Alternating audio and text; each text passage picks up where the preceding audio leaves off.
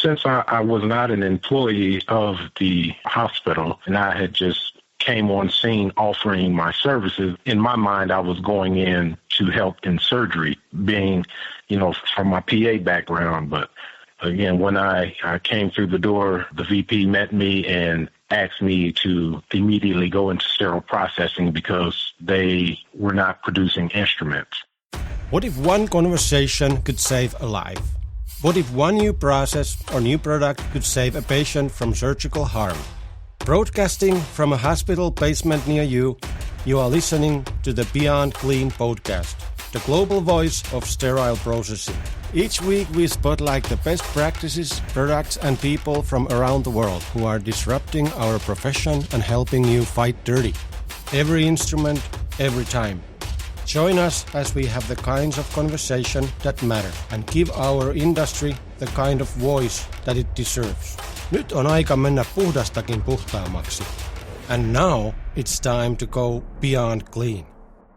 This week on Beyond Clean, we speak with Dwayne Taylor, Director of Sterile Processing and Distribution at Cincinnati Children's Hospital and Medical Center in Cincinnati, Ohio. Prior to his role, he served 22 years as CEO of Sterile Concepts Healthcare Consulting, Inc.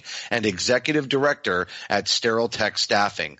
Dwayne has over 29 years of clinical experience in surgical services, materials management, central sterile processing, and supply distribution. He received his healthcare training while serving as a combat medic and surgical technologist in the U.S. Army. Dwayne has traveled the country as a public speaker and consultant while helping healthcare organizations develop their CSP training programs. He enjoys engaging and mentoring CSP professionals who aspire to grow their skills and pursue leadership roles.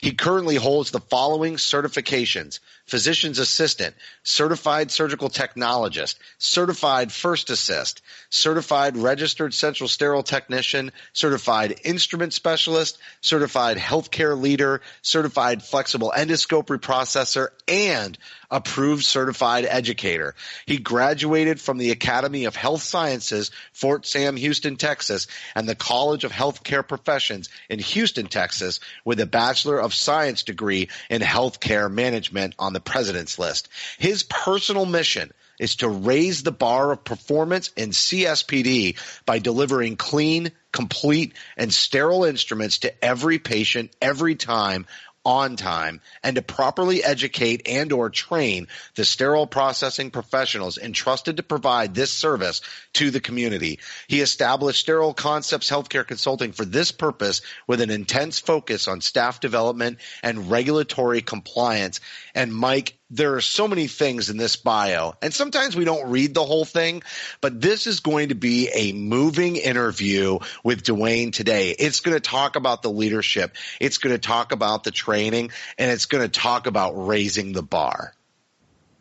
Well, yeah, absolutely, Justin. And I mean, I know the topic of the interview is, being prepared for disasters. And we're going to talk about that in the context of one of the, worst situations that you can possibly imagine.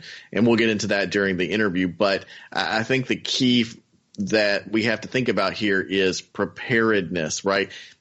Dwayne had all these things ready to go so that at the moment it was needed, he was exactly the right person for the job. And so we're going to talk about what that looks like, in the event. But one thing we have to remember is that he was ready to go from the beginning, so he had all of these certifications already. So, this is what we mean when we say preparedness. You don't prepare the day of. You have to be prepared in advance. And so I am very excited to get into this interview. As a reminder, you can subscribe to Beyond Clean on iTunes, Stitcher, Google Play, and Spotify, or search for Beyond Clean on your favorite podcast application. We can also be heard on the Sterile Education app, available on iTunes and Android. Follow Beyond Clean on Twitter at Beyond Clean Info, Facebook.com/Beyond Clean Podcast, LinkedIn.com/company/Beyond Clean, or Instagram Beyond Clean Podcast. Find our videos, including Fighting Dirty with Hank Balch, Real Talk with Bob Mars, and Beyond the Headlines with Mike Matthews at youtube.com/BeyondClean. Beyond Clean also offers social media and podcast consulting for vendors, along with survey preparation and remote consulting services to hospitals, surgery centers, and clinics. For more information, email info@beyondclean.net. Finally, Beyond Clean is moving to a new format for issuing CE credits for our podcast. Beginning this season, we will be certifying the entire season of 8 episodes all in one. That means just one quiz at the end of the season for all the credits on one certificate. We'll be right back after a short break. You're listening to Beyond Clean, the global voice of sterile processing. Joining us now is Dwayne Taylor, Director of Sterile Processing and Distribution at Cincinnati Children's Hospital and Medical Center. And Dwayne, this is going to be a topic that I'm not even sure I ever thought we would cover on this podcast, but I know you bring a great deal of extremely recent and relevant experience to the table. And we're going to be talking about emergency preparedness, disaster planning, and response in a crisis. And I'm just so grateful that you're able to come on and share your insights with our listening audience today. So thank you for joining us. Oh, you're very welcome. Thank you. And as we were preparing for this interview, we talked a little bit just about your background and your experience. And really, I think this adds to just what a credible reference you are to speak on this subject. And it has a lot to do with your military experience. And obviously, you as a sterile processing director, very much relate to the topics that we cover on Beyond Clean all the time. But that military experience has also really lended a great deal of value in this interview. So why don't you talk a little bit about your military background and how you got into sterile processing? Well, I started my career, again, around the Desert Storm era. I left college and joined the Army and went in as a combat medic and surgical technician.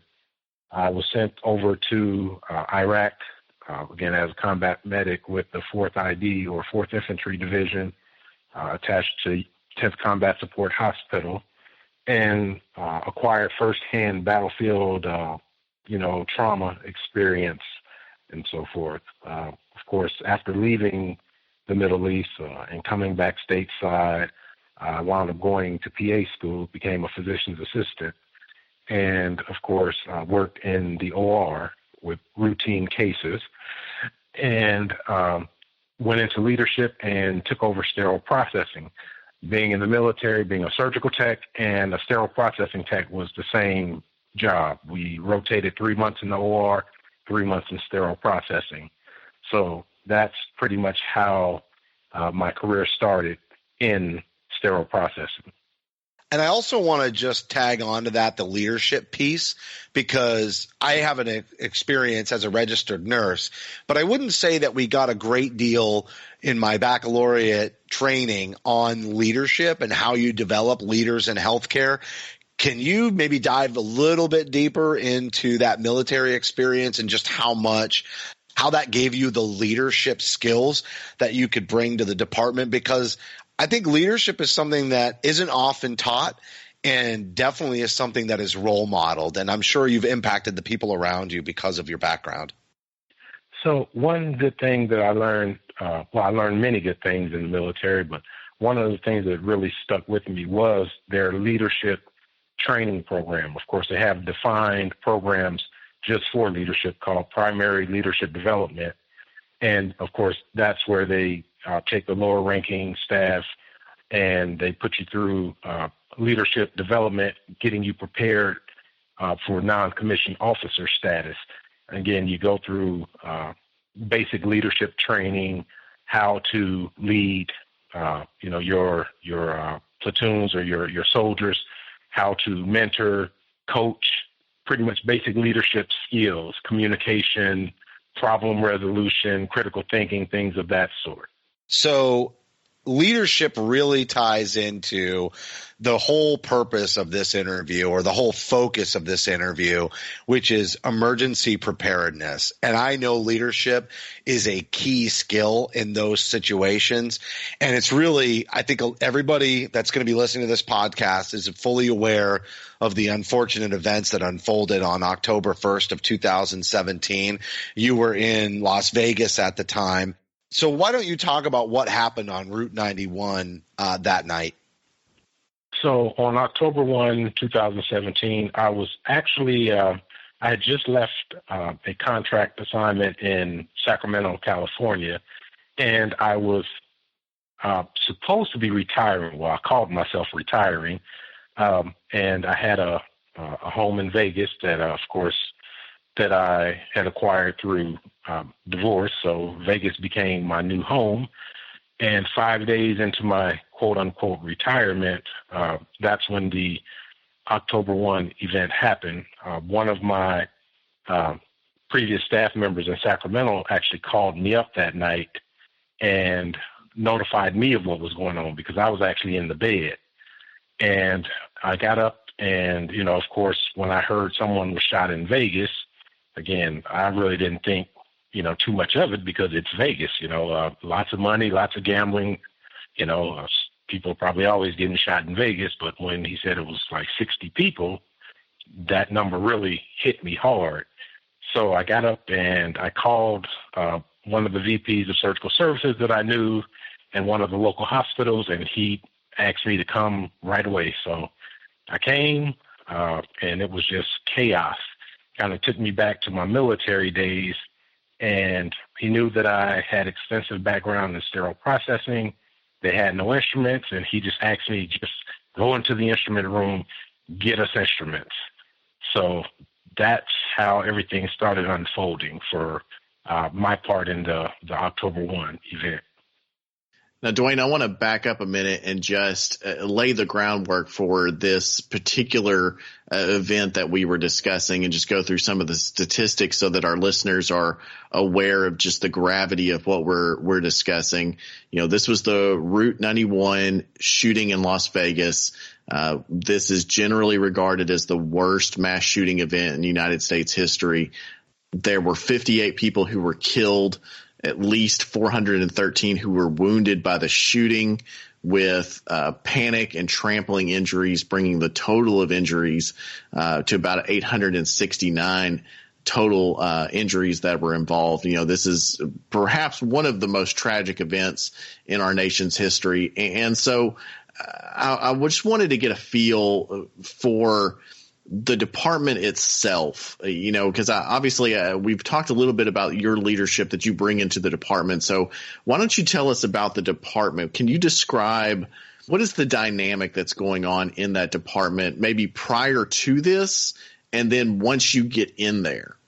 So again, since I was not an employee of the hospital, and I had just came on scene offering my services, in my mind, I was going in to help in surgery, being, from my PA background. But again, when I came through the door, the VP met me and asked me to immediately go into sterile processing because they were not producing instruments. So when I went into the SPD department, or the sterile processing department, if I had to take a guess, maybe 20 staff members or 20 people in there working. And so I took a quick assessment, and, of course, people were working as if it was a normal day. I saw some people had circumcision trays, and some people had some septoplasty and ENT type instruments, and, laparoscopic type trays. So I gathered everyone around. I didn't know any of these people. They didn't know me. But, I kind of gave them a quick briefing of what's going on in the OR, and we need to focus on trauma trays. So I asked who knew ortho, who knew cardiovascular, who knew orthopedic trauma, who knew thoracic, and I split the staff up into small groups. And the people who were not very engaged, I used pretty much as runners as trays came out the washers, to get them to the teams.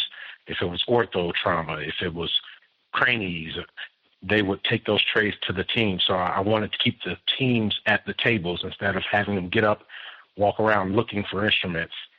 So it was pretty much just getting people focused on trauma and not on instrument preparation. So it was moving all the background noise, all the non-essential instruments out of the way, moving all the trauma instruments to the front of the queue. There are a couple of just really incredible things that you're bringing up. Number one, for those people who are in sterile processing who really wonder if they personally make a difference, I think that your experience in this particular event proves that the OR needs SPD to continue doing what they do. That if they don't have the instruments, they can't save the lives. And so it's fascinating to me that, you come on to the scene almost like a ringer, and the VP says, he doesn't send you to the OR, he sends you to SPD. And that's incredible because the recognition that, if we don't have the supplies, we can't do the procedures. And so that's amazing to me. And the other thing that's amazing to me in all this is that we see a consistent problem with sort of this separation between the OR and SPD, to where even when something that is this dramatic and impactful that's going on right now or at that time, SPD is almost oblivious to that. Like the pressure is they're almost oblivious to that. And so I want to just kind of ask, how did your experience in the OR allow you to communicate that pressure and that importance to the SPD staff? So my experience in the OR has helped me navigate through the SPD OR continuum very fluidly because I do what I speak both languages. One of the things I've realized throughout my career is OR and SPD speaks two different languages. OR, they focus on time, staying on schedule. SPD, we tend to focus on processes. And oftentimes the two butt heads, and that's where a lot of the friction comes into play, because SPD is trying to do things the way we're supposed to for patient safety and compliance, whereas OR is focused on time, getting things turned over, getting that next patient in. So I'm able to speak both languages and translate one to the other. So one of the things I believe in is when I'm in a leadership position in SPD is I believe in taking my staff to the OR. Probably 95% of the staff that I've managed over my career has never been in the OR, has never seen a real case, has never seen the instruments used. So there is a disconnect between SPD and what happens in the OR because they don't see the result or the outcome of the work that they've done behind the scenes. So I try to remove that barrier and give them a peek behind that veil so that they understand the impact that we have, whether positive or negative, on what happens in the operating theater. That's incredible because we've talked about the need of speaking the right language several times on the show, but typically when we talk about speaking the right language, we're talking about the difference between the way clinicians and administrators speak.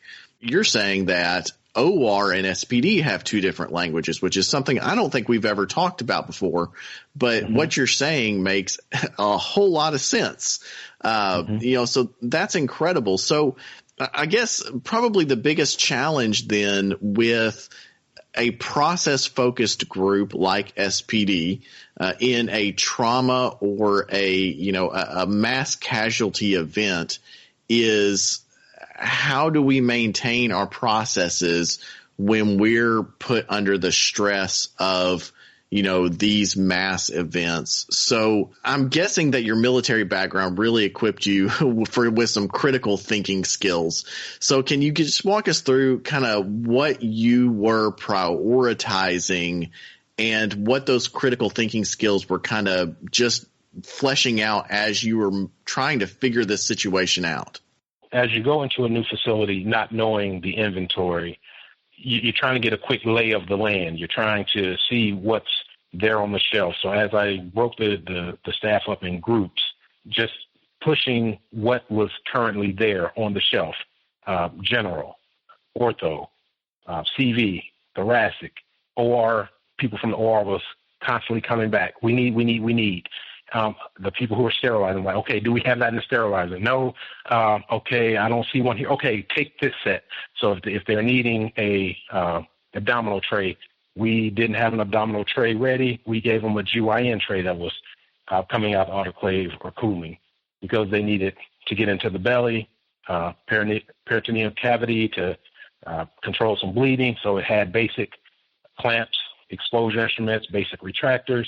So we did a lot of, or I should say we did some substitution that night. Trays that they wanted, we may not have had readily available. So we gave them trays with similar type instrumentation. So that's where some of the critical thinking skills, I guess, kicked in. Basic exposure. If they're doing orthopedic, they're trying to expose, a femur.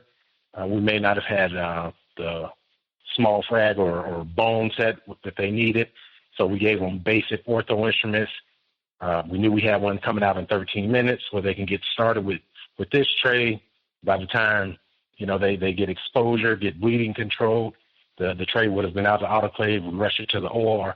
So, just knowing how surgery progresses, knowing if they're going to fix a fracture, as soon as they make an incision, they're not going to need those fracture instruments.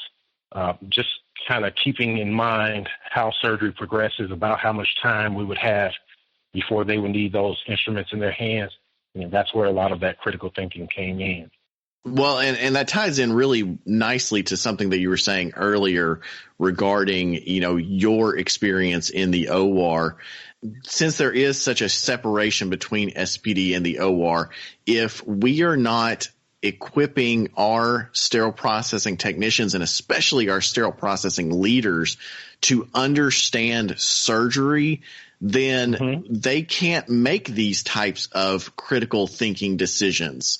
That only happened because you had that experience and were able to make those critical thinking decisions when no one else had that ability. So again, we've talked about the need of getting up into the OR and observing those cases. And you've already mentioned it because I think it's so critical, because if we're going to service the OR, we have to understand surgery or else we can't make these types of decisions. So I think that's incredible. I make that part of my onboarding program where my techs, they actually spend a week rotating through the ORs. I actually speak with some of the surgeons ahead of time and, pretty much build these relationships so I know who are the surgeons who are good at teaching or who doesn't mind having observers in their rooms. And again, I don't want to just put my staff in, cases where they really can't see anything. I like them to be in the orthopedic rooms or the abdominal rooms where, these big cases, not just lumps and bumps and so forth. But I really want them to see how these instruments are used or how these instruments actually are, how the surgeon uses them to heal, patients and so forth. So, and on the flip side, because we have that veil or that wall between OR and SPD, I actually work with the OR educator or OR leadership, and I get it to where all the incoming nurses and surgical techs now have to spend a week in SPD learning our side of the fence. So, and what that begins to do is, number one, we learn one another, not just by name, but by face, because people are less likely to be rude and nasty to you if they know you somewhat. And it gives them a realistic idea of what it is that we do in SPD.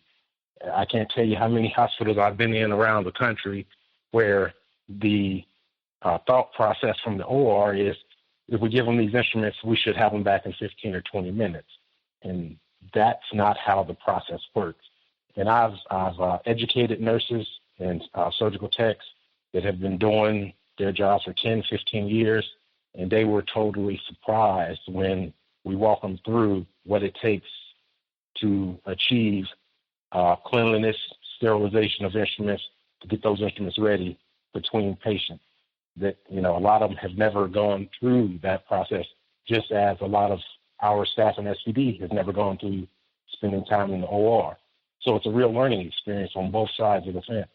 That is absolutely a best practice. And I always ask when I'm doing presentations at regional seminars, I take a quick poll in the room, how many people are going to the OR when they start their sterile processing careers and getting that training, or they're starting even at a new facility. It's important because every place runs a little bit differently.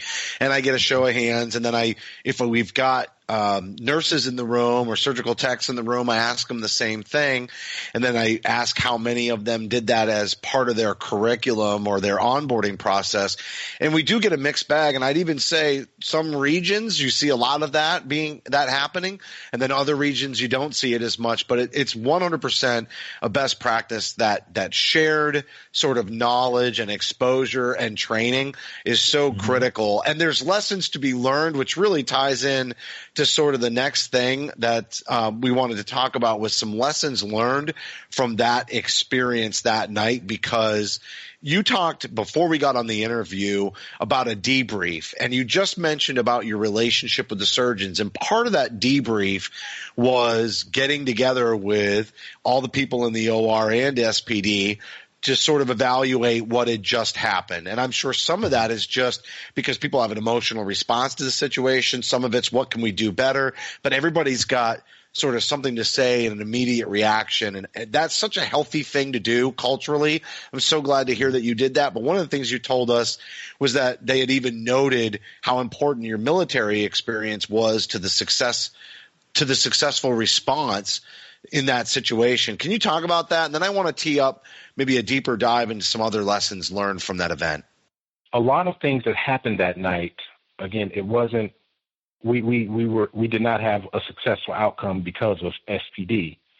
The stars actually lined up that night, and people from various departments actually responded. They came in. It was not part of the hospital's emergency response program, but people from various departments showed up, and they did what they do for the most part. And one example that I would like to point out, for instance, this was not part of their emergency response, but it was very critical. So someone from the supply chain department, again, just had the critical thinking to I guess they were non-clinical. They did not have skills when it came to, patient contact and so forth. So they actually got into one of the big trucks and we had a warehouse. The hospital had a warehouse there in Vegas for their little hospital system. They went to the warehouse and got lots of supplies, Pluravax, sponges, things of that sort. About, I say, 5-6 hours into the night, the ER, they were coming to sterile processing and central supply needing chest tubes and Pluravax and, all types of items, and they were pretty much tapped out. And out of nowhere, this truck shows up with pallets and pallets of chest tubes and, things of that sort that they were needing in the ER. No one put an order in for them. No one told this person to go to the warehouse and get them, but they had the mind to go and, act. So the same way that I guess I responded in my specialty or in my field, I guess they did the same thing as it pertained to what they do on a day-to-day. So there were people from various departments who responded based on their skill set. And when all those actions came together, that made a success for that night. And when we sat and we debriefed, when leadership sat and we debriefed, the questions were asked, the how, the whys, and who instructed, and is this part of the emergency plan? And we found that a lot of those actions were not part of their emergency response plan. However, we took those lessons and we actually incorporated a lot of that into their emergency response. So again, like I said, those stars just happened to line up that night. And so these people, from these various departments, they instinctively knew what to do. And again, we had great outcomes because of that. And, these responses were actually incorporated into the emergency response plan. And again, that just goes back to the impact that non-clinical people can have on clinical outcomes. I mean, that's just something we will never really know is, how many lives were saved by the quick thinking of this supply chain person who, we don't know who that person was, but yet by their quick thinking and just doing the right thing was able to provide the supplies necessary for the clinicians to be able to do their task. Now, you've talked a couple of times about the debrief process, and so I just wanted to kind of get an idea of what some of those recommendations that you came up with for just general disaster preparedness, because I think it goes without saying, but we do have to remind everybody that the nature of a disaster is you don't know when it's coming. Nobody woke up on the morning of October 1st and said, hey, we're going to be ground zero of, the worst mass shooting in U.S. history today, so we better get ready. Nobody knows when these things are going to happen. So from your perspective, what are the steps that leaders, particularly those in sterile processing, need to take today to get ready for a disaster? So I'm going to speak just based on my experience from that situation and, the things that I learned and took away. And some of it I, had previously known, but I learned so much more that night. Now, when I stepped into the department, I told you there was 20-something people, there working. Well, I found out during the debrief that only 8 of those people actually worked in sterile processing there at the hospital. The rest of those staff were from neighboring hospitals, hospitals that were not trauma centers, hospitals that did not have a 24-hour sterile processing, but they had a good relationship with the staff at that particular trauma center. So they, again, instinctively, they heard what was going on and they just responded. So they came to the trauma center or to the medical center and they were there to help in sterile processing. So what that helped me, or my takeaway from that, was I began building relationships with the managers or the nurse managers at some of the local surgery centers, and to try to incorporate their staff into our call lists in the event of a trauma. Because oftentimes you're absolutely right. You don't know when these things are going to happen. They just happen out of the blue.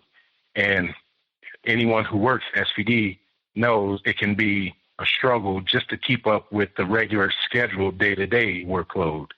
When trauma hits, you don't know what's coming down the pike. It's unorganized, it's chaotic, and you just have to be ready to respond to whatever you're asked for. And having those extra hands on deck really, really helps. So I've incorporated that into just my regular practice, building these relationships with, outside centers that I know don't operate 24/7 or that's not going to receive trauma. Another takeaway from me was the mentoring of staff. Looking at the staff, the seasoned staff who have that potential, who have critical thinking skills, who have the knowledge of, a lot of the instruments or a specialty, working with them, getting them to understand what trauma is, because many of these people, they've never been through something of that sort. They haven't served in any type of combat situation or high stress situation, like the military. So getting them to understand and to be able to increase or advance their critical thinking skills. And again, this is where going to the OR, seeing cases, speaking with physicians. This helps them to develop that critical thinking and being able to substitute instruments in these type situations. Physicians, yes, they want this, but you give them that, they tend not to make a very big fuss of it. And I also have a liaison, or I try to have a liaison that interacts with the OR staff. As we give instruments to the OR, again, we try to keep the line of communication open as well, letting them know, although we gave them something that they did not ask for, we try to keep them informed as to the status of when we can release the item that they're actually needing. So, and again, I've in my career that has been received pretty well, especially in these type of situations. So many great themes on this podcast: leadership, communication, talking the right language, cross collaboration, exposure and training, setting people up for success, and then knowing your instruments and even substitutions to make the best of a very urgent and critical situation. And I'm really sorry that you had to go through this and your coworkers had to go through this, but I really do appreciate you sharing your lessons learned and your experiences with our listening audience, because emergency preparedness and disaster planning is a rising topic in healthcare. It's becoming much more of a focus, and everybody knowing how they can be part of that, or having a greater appreciation for just how quickly you have to be ready to act. And really what you said about all the coworkers from multiple departments just intuitively knowing what they need to do and going and pitching in, so critical. Take action, do something. So thank you, Dwayne, very much for coming on the show today. You're very welcome. That was Dwayne Taylor, Director of Sterile Processing and Distribution at Cincinnati Children's Hospital and Medical Center, talking about emergency preparedness, Mike. And I'll be honest with you, I have some experience in this arena, but it's not something I ever thought we'd talk about on Beyond Clean. But boy, what a testament that Dwayne wasn't even working at that hospital and jumped right in a very critical situation. Yeah, and that really, like I said during the interview, I really think that just emphasizes the criticality of sterile processing in these events. Speaking as a technician, oftentimes we just don't think of ourselves as being critical, especially when something really awful has just happened. And yet what do we see in this exact situation was what that hospital needed was a sterile processing leader. And, and thankfully Dwayne was there. And so he was able to get plugged in. And I mean, who knows how many lives were positively affected because of the leadership of that moment. So again, I just go back, man, don't ever doubt that you make a difference in sterile processing. Yeah, it's sometimes these kinds of interviews put things in great perspective for everybody, and that is something that's really important. Like you said, don't ever doubt that you're making a difference or that you can make an even bigger difference. Don't hesitate to jump in. And that really goes to our interview that ended last season with Lindsay Brown and that whole battling of self-doubt. And so sometimes we get thrust into circumstances that are out of our control, but boy, you have to take your hat off to Dwayne for really jumping in on this one and getting involved, and hats off to him. What a high character individual. Absolutely. That was a fantastic interview, and just his ability to lead in that moment at a hospital that he wasn't even working at, but still had that leadership skill to walk in and make that kind of difference. I was just blown away. Absolutely blown away. All right, me too. And that's going to do it for this week's show. As a reminder, you can help support us by subscribing to Beyond Clean on iTunes, Stitcher, Google Play, and Spotify. We'd certainly appreciate a rating and a review because your feedback is important to the show. And if you have any topics that you'd like us to cover on a future episode, or if you'd like to share a picture anonymously on our Instagram page, just send an email to info@beyondclean.net. On behalf of Mike and myself, thank you for listening to this week's episode of Beyond Clean.